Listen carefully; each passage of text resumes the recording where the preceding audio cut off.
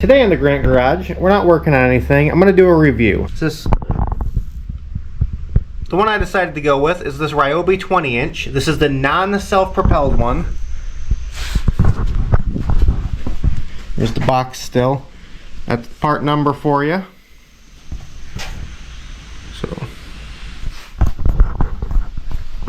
But yes, 20-inch, non-self-propelled. There is a self-propelled one for about $100 more. I decided not to do it because it's a very light mower anyways. Just didn't see any reason to do that. It just seemed, something that would take extra battery. This is not an unboxing. I've already actually used it once. A couple things to point out on it though, that I guess just looking at, I don't have the batteries in the house, but you have one slot for the battery and one spot to just have a spare so you don't have to come back to the garage. There's a little safety key thing too. This one lever moves all of the wheels for the height to keep it even. It's pretty easy. Just move it, goes up and down. I kind of like that. I've had, most mowers have individual ones at each wheel. This one's just all that. Currently has just a chute to go into there. It does have a pile of other accessories. It comes with this piece here. It's got a little handle, and essentially that goes into here if you're not using the bagger. It just kind of keeps, otherwise you get a bunch of grass up into that spot. When I used it, that was how I used it. Now that being said, it does come with the bagger, which I haven't actually put on yet. And I'm a man, so I don't read the instructions. Looks like there's just a couple tabs though. Okay, that could not be simpler. So the bag's on it there, and you'd have to take the chute off the side. It literally just lifts. But I don't tend to bag my stuff. I'll try it later in the video just to see how it works. Put that back in. Set the bagger aside for now, and I'll go get my battery. Alright, here's the battery. It came with it. 6 amp hour, 40 volt. It does have a little battery gauge on it. Shows that I'm full. We lift that up.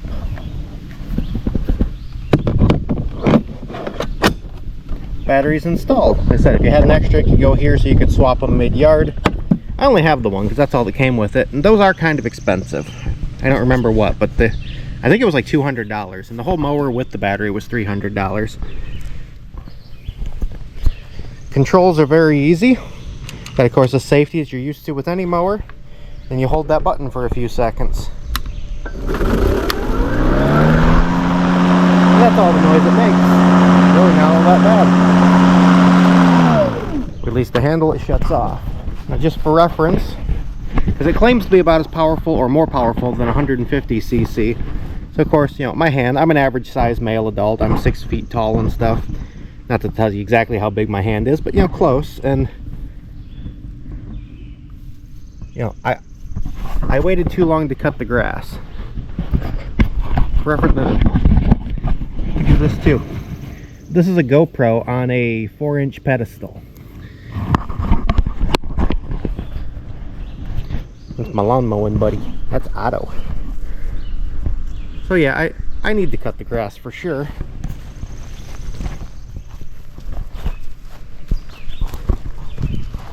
So the first setup we're going to use is no bagger, and I just have the discharge chute on it. I don't know how well we'll be able to see, but we're going to go for it.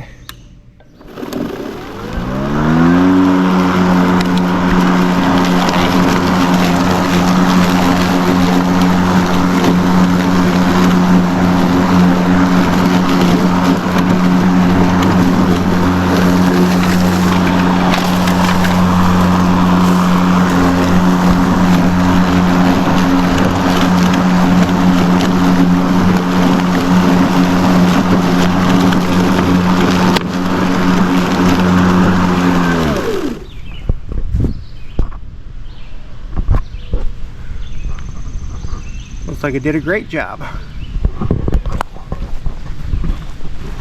get you back over here for reference. You know, the what's cut and what's not. I broke the third rule or whatever, but I definitely just cut more than a third or 2/3, or I probably just cut 3/4 of this entire length.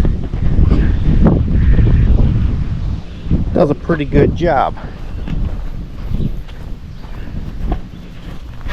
Now I'm going to stop it right there just for the discharge chute part, and I'm going to switch it over to bagger because I've already known.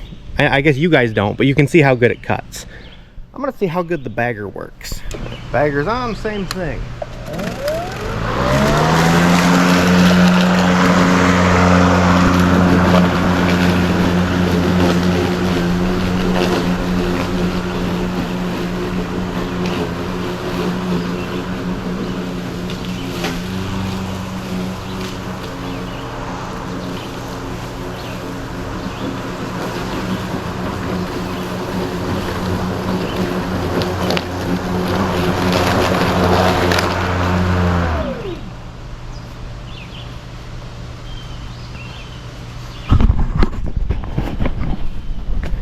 Just did the row there and back. Definitely a lot of grass in there because, you know, I waited too long to cut it. The other thing I didn't think about until just now, battery life. So, I didn't think about was battery life. You can see it's 112, and I'm just going to start cutting grass. Then at the end of this, if the battery goes dead, I'll show you what time it is then.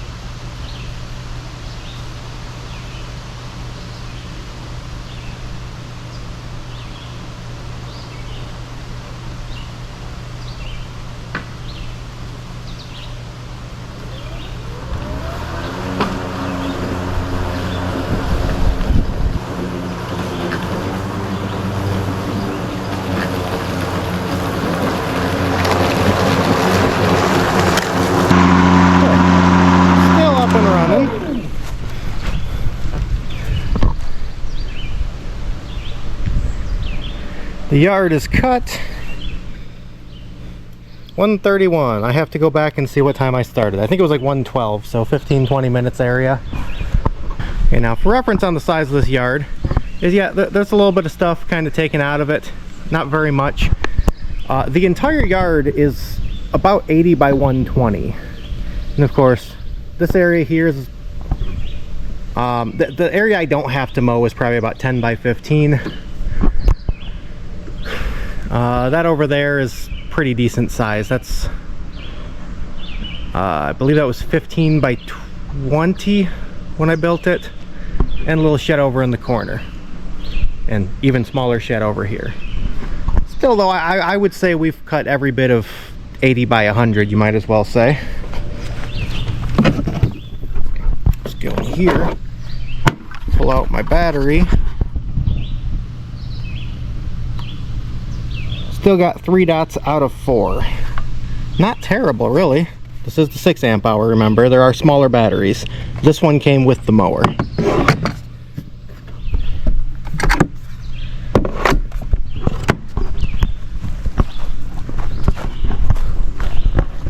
Of course, you know, my grass isn't the thickest, but there was a lot of grass here. Boy, this camera's terrible. Okay, it's not as thin as it looks. Some of that is sun. I'm looking at my screen here and looking at what I'm seeing. It is not nearly as bad as it looks as far as patchy wise. It is patchy. You know, we have pine trees, but it looks far worse than it is. But anyways, yeah. Did all that with one arm. Grab by the handle, throw the mower up there.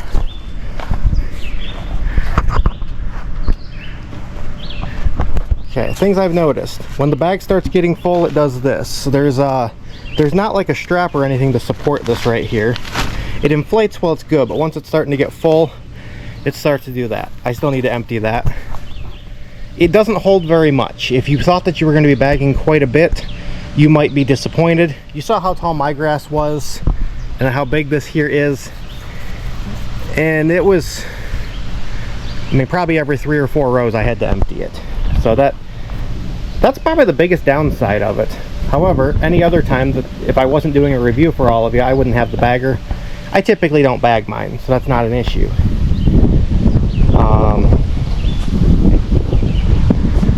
It's very quiet. I like that.